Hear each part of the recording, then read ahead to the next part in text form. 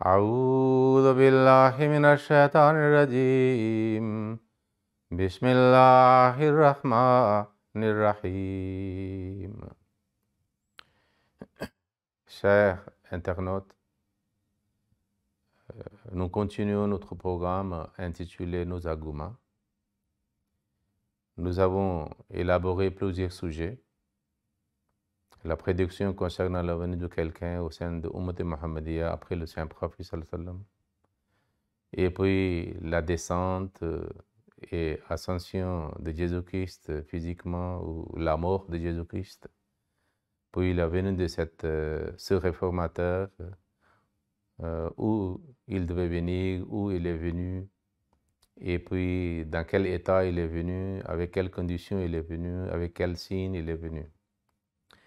Alors le deuxième aspect de notre programme ou série de programmes, nos arguments, était que lorsqu'il viendra-t-il en tant que prophète? Certainement pas un prophète indépendant ou un prophète qui nous donne la loi, mais un prophète subordonné. Mais qu'est-ce que le Coran et Hadith dit concernant, c'est-à-dire ce point-là? Mais ce point, dans le programme précédent, nous avions analysé que ce point a deux parties. La première partie que nous avions entamée, que si Dieu toujours parle ou non. Parce que les musulmans non ahmadis disent que Dieu ne parle plus. Après la révélation du Saint-Coran, il n'y a plus de révélation. Après le prophète de l'islam, sallallahu alayhi wa sallam, il n'y a plus de prophète. Alors Dieu a cessé de parler. Dans le programme précédent, j'avais présenté certains versets du Saint-Coran après l'introduction très courte de ce point essentiel. Et nous avions étudié certains versets du Saint-Coran. Et je vous avais donné plusieurs références, surtout les 3 arguments solides à ce propos. Aujourd'hui, nous allons voir le 4e, et c'est la référence de Saint-Coran du chapitre 2, verset 187. C'est Surat al-Baqarah. Ce verset est bien connu, parce que ce verset est dans la mention de Ramadan et l'importance de Ramadan. Alors Dieu dit dans ce verset, Bismillah ar-Rahman ar-Rahim, Wa iza sa'alaka ibadi, pardon, Wa iza sa'alaka ibadi anni fa inni qarib, ujibu da'wata da'i iza da'ani, falyastajibu li wal yu'minu bi la'allahum yarshudun. La traduction de ce verset est la suivante. Et quand mes serviteurs t'interrogent sur moi, c'est-à-dire le saint prophète, Allah est en train de dire au saint prophète sallallahu alayhi wa sallam, de quoi répondre lorsque les sahaba, ses compagnons, rizwanullah alayhim, assoiffés de relations avec leur Créateur, ceux qui faisaient énormément des actes d'adoration, les actes de charité, les actes de bien, afin qu'ils puissent avoir la proximité de Dieu, afin qu'ils puissent être plus proches de lui, de devenir ses serviteurs sincères, fidèles. Ils ont un soif. Alors il dit, lorsque mes serviteurs t'interrogent sur moi, ô Muhammad sallallahu alayhi wa sallam, dis-leur que certainement je suis tout près. Inni qaribun, je suis tout près. Mais celui qui est tout près, comment on peut être sûr et certain que Allah, notre Seigneur, est tout près? Parce que nous ne pouvons pas voir Allah. Il est invisible.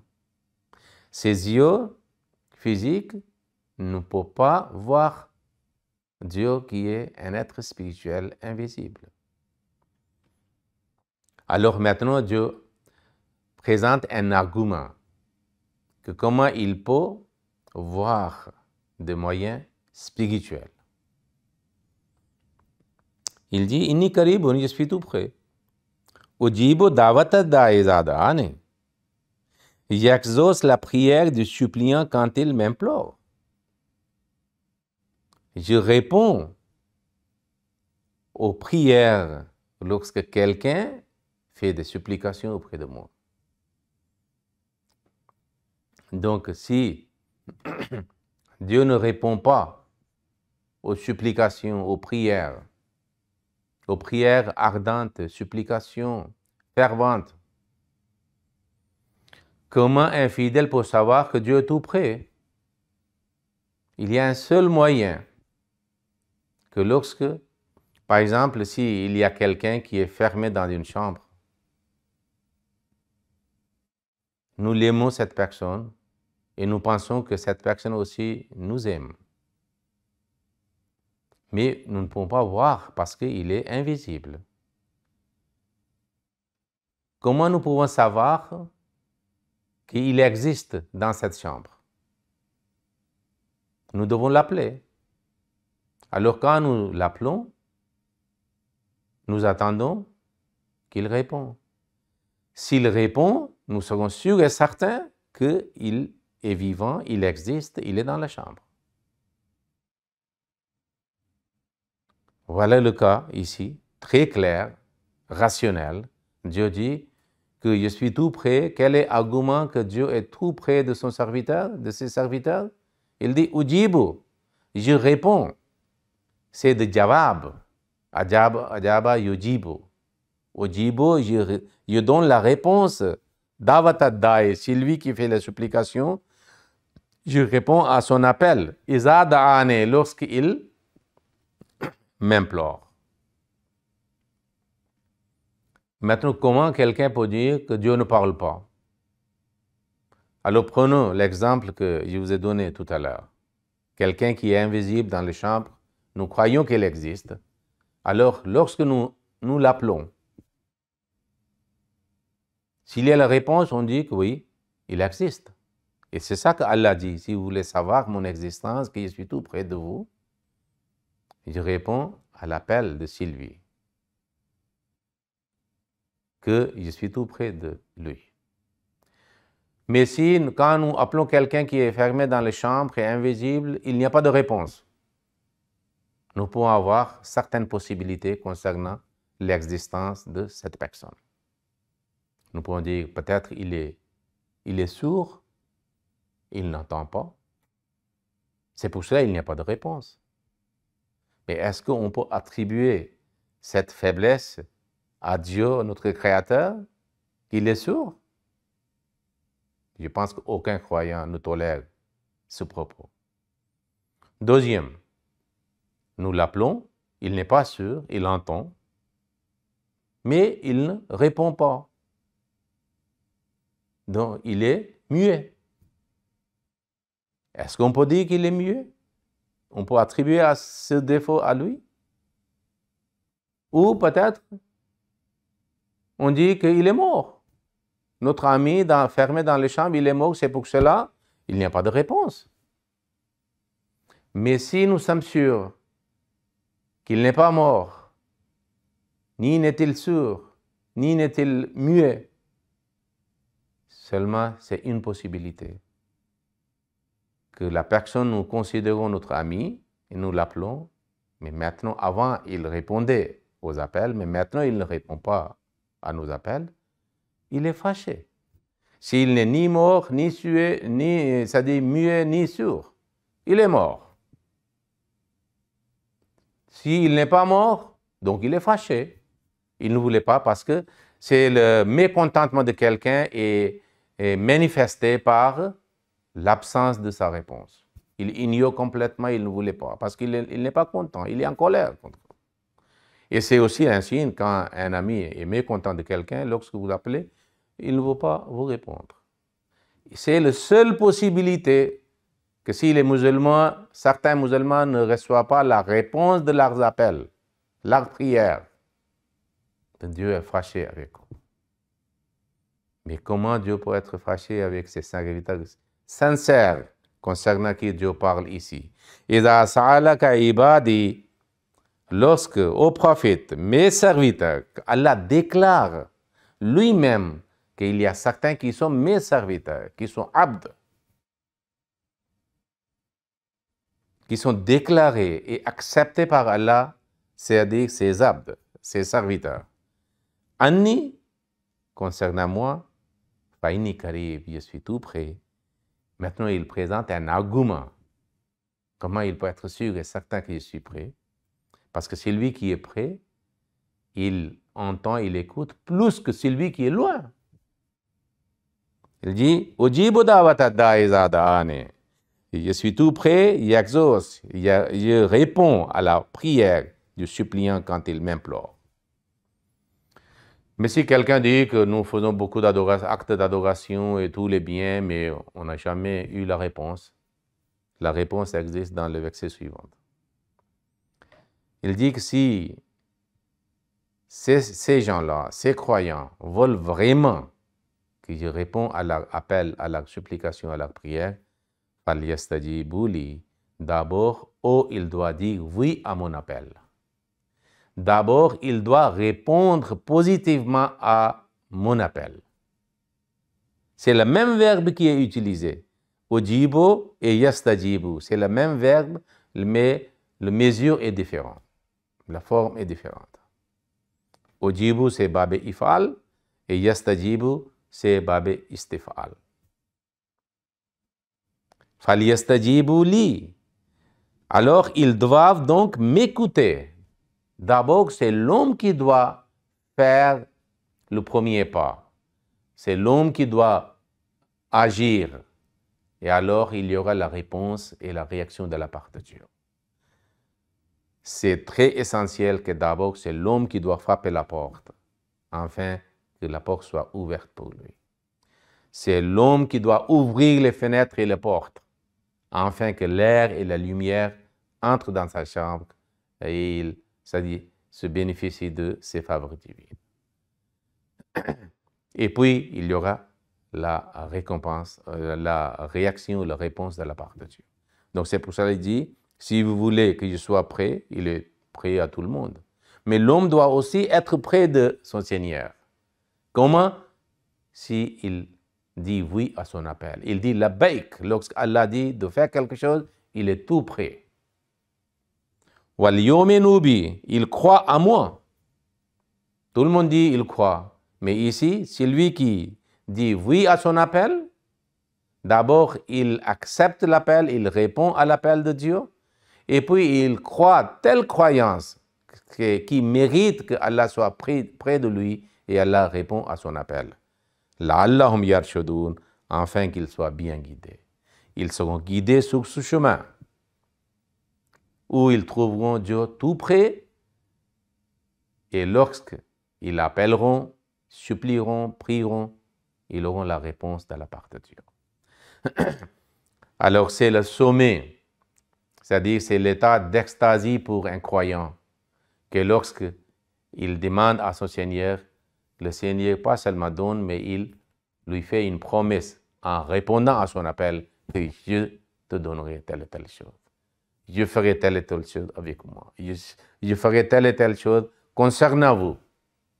Ainsi, il sera satisfait. Tout comme un ami intime appelle son ami intime et puis il répond à son appel. Je suis prêt, je suis tout le temps disponible. Soyez assurés. Et ainsi, cette personne sera assurée. C'est ainsi que les vrais fidèles croyants, serviteurs de Dieu, sont assurés par Allah. Mais une condition est que le fidèle doit être d'abord vrai fidèle et sincère. Il doit répondre à l'appel de Dieu, puis Dieu répondra à leur appel. Mais cette condition n'est pas vérifiée et petit à petit, les musulmans se sont éloignés de leur Dieu au lieu d'être près. Alors, lorsque ils sont loin de Dieu, Dieu est aussi loin d'eux. Donc, comment Dieu écoute et entend leur appel et comment ils peuvent écouter la réponse de la part de Dieu parce qu'il y a une grande distance. Alors, ce verset dit très clairement, surtout dans le contexte de Ramadan, où les vrais fidèles font tellement de supplications avec ardeur, avec chaleur, avec sanglots, avec pleurs, avec dévouement, qu'ils sont anéantis, leur âme est absorbé et leur être est anéanti en Dieu. Il devient adoration personnifiée de Dieu et il trouve Dieu tout près d'eux. Et de différentes manières, il reçoit la réponse de leur Seigneur. Donc ce verset dit très clairement que Dieu parle et répond à l'appel et la prière de vrais serviteurs.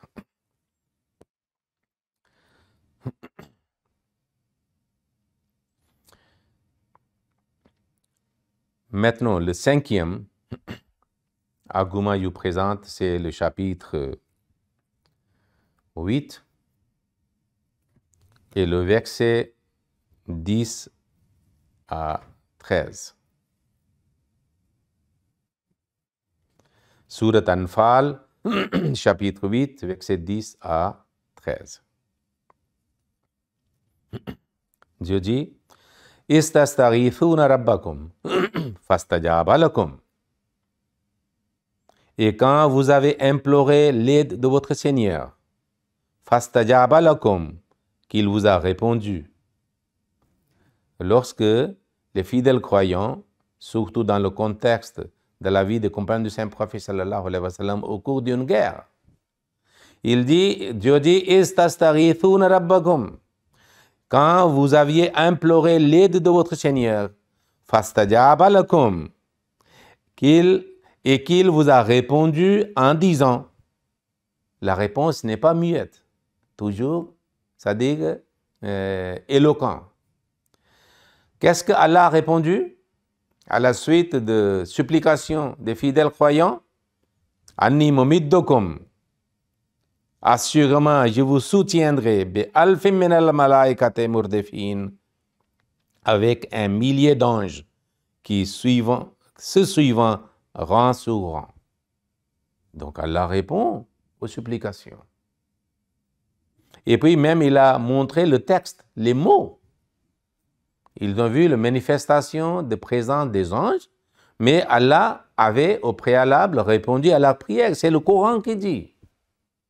Si quelqu'un dit qu'il n'y a pas de compagnons qui ont dit cela ou de cela, quand Allah dit dans le Saint-Coran qu'Allah a répondu à la prière des fidèles, lorsqu'ils ont demandé son soutien, son aide, il a dit que je vous aiderai, et même avec 1000 des anges. Et puis il dit, وَمَا جَعَلَهُ اللَّهُ إِلَّا بُشْرًا. Et Allah ne fit cela que comme une bonne nouvelle. وَلِتَطْمَئِنَّ بِهِ قُلُوبُكُمْ. Et afin que vos cœurs soient ainsi tranquillisés. Donc, c'est une bonne nouvelle. Donc, les fidèles, sincères croyants, ils toujours reçoivent des bonnes nouvelles de la part de Dieu. Lorsque nous avons déjà étudié dans le programme précédent de Surat Hamim Saïda, Inna alladhina qalu rabbuna Allah thumma istaqamu tatanazzalu alayhimul malaika. Tous les anges descendent avec des messages de la part de Dieu. Ici aussi, c'est-à-dire, c'est une bonne nouvelle. Et le deuxième, walitatma'inna qulubukum, afin que vos cœurs soient tranquillisés. Pour renforcer la foi, conforter la cœur, tranquilliser la cœur. Comme Jésus-Christ avait appelé le soutien divin pour qu'il soit sauvé de cette mort maudite, l'ange était descendu pour lui donner la bonne nouvelle et puis il a été sauvé selon Hébreu. Un évangile.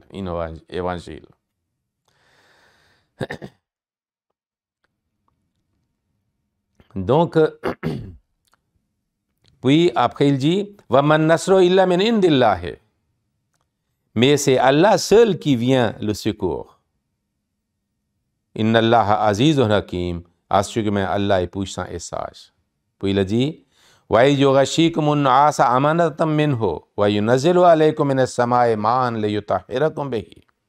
Et quand il a fait le sommeil s'emparer de vous, comme signe de sécurité de sa part, et il a fait descendre sur vous de l'eau des nuages, afin que par là, il pût vous purifier et vous enlever la souillure de Satan, et enfin qu'il puisse fortifier vos cœurs. Le yudheba ankum rizda shaytane, c'est la purification de souillure de Satan. afin qu'il puisse fortifier vos cœurs, et affermir vos pas. Sans réponse divine, sans réponse à la supplication de soutien demandée à Allah, sans réponse de la part de Dieu, comment le cœur peut être fortifié, comment les pas peuvent être affermis, comment les fidèles doivent être purifiés de souillure de Satan. C'est pour ça Allah dit dans le verset 13, il a repris dans quelle manière il fait la réponse. Iz yuhi rabbuka ilal malaikati. Il a dit au Saint-Prophète lorsqu'il a fait la révélation aux anges, Anni ma'akum, que je suis avec vous. Fasabbitul lazina amanu. Ok? Affermissez ceux qui croient. Sa'ulki fi qulubil lazina kafaru roba. Et je jetterai l'épouvante dans le cœur de ceux qui refusent de croire. Donc ici, Allah avait aidé en répondant aux supplications, aux demandes d'aide des croyants. Contre qui? À qui Dieu ne parle pas, dont les prières ne sont pas exaucées. Il dit, Za'aleka bi'annahum. Il parle des opposants du Saint-Prophète et opposants des Sahaba.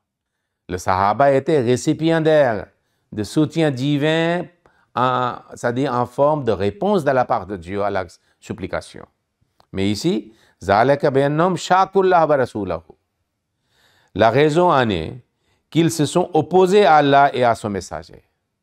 Donc Allah répond aux supplications des fidèles croyants contre les ennemis d'Allah et des opposants des prophètes.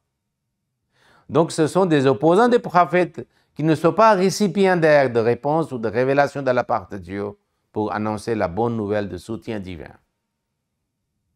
Pourquoi un musulman croyant pour se mettre dans l'état ou dans les catégories des opposants de Allah, des opposants des prophètes, qui sont privés de bénédiction, de réponse ou de révélation de la part de Dieu? La réponse qui assure le soutien divin. C'est très bizarre.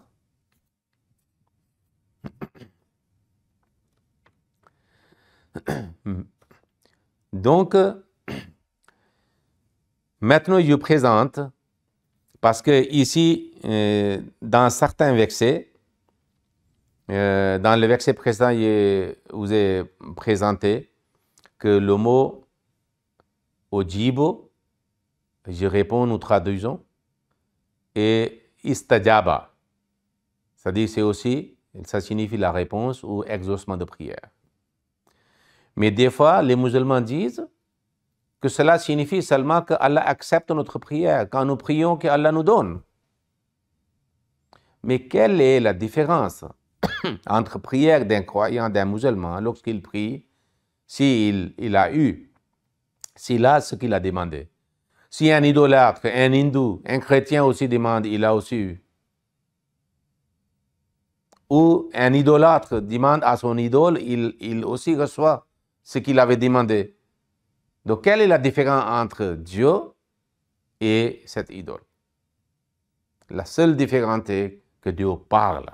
C'est pour cela le mot istajabat ne signifie pas seulement qu'il a accepté la prière qu'il vous a donnée, mais il a répondu à la prière. Nous allons voir, c'est-à-dire la signification du mot istajabu, du verset 8, du chapitre 8 et le verset, c'est-à-dire 25, le même chapitre Anfal, et verset 25, c'est pas 28, 25. Qu'est-ce que dit le verset 25? Ok, istajaba signifie la réponse et dire oui à l'appel, c'est-à-dire en parlant. Dieu dit dans Surat Anfal, chapitre 8, verset 25, Ya ayyuhallazina amanu istajibu lillahi wa lirrasuli idha da'akum lima yuhyikum. Ô vous qui croyez, répondez à l'appel d'Allah et du messager lorsqu'il vous appelle afin qu'il vous donne la vie. Donc ici, istajibu signifie quoi? que vous restez muet lorsque Allah vous appelle, lorsque le prophète vous appelle, vous ne répondez pas en parlant avec votre langue jusqu'à que le messager vous entend, c'est-à-dire votre oui, votre acceptation de cet appel. Donc ici, istajaba signifie certainement répondre à l'appel. Et nous savons très bien que lorsque le saint prophète sallallahu alayhi wa sallam appelait, c'est-à-dire ses fidèles croyants, qu'est-ce qu'il disait? Labbaik wa sa'daik ya Rasulallah. Nous sommes prêts. C'est-à-dire, nous avons eu de la chance, nous sommes bénis que vous nous avez appelés. Nous sommes prêts. Be'abi anta wa ummi, que nos parents, c'est-à-dire ma maman et mon père soient sacrifiés. Je suis tout prêt, je dis labbaik.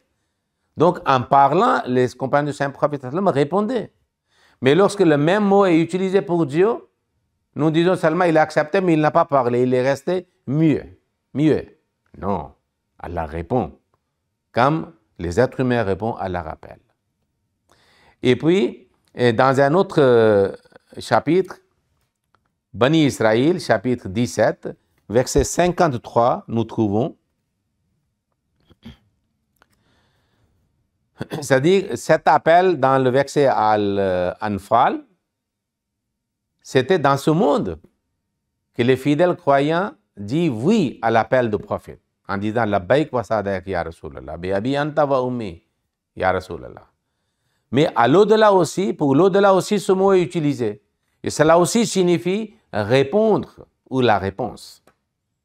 Il dit, verset 53 de Sourate Bani Israël, chapitre 17, Yawma yad'ukum fastastajibuna bihamdihi wa tazunnuna in labistum illa qalila.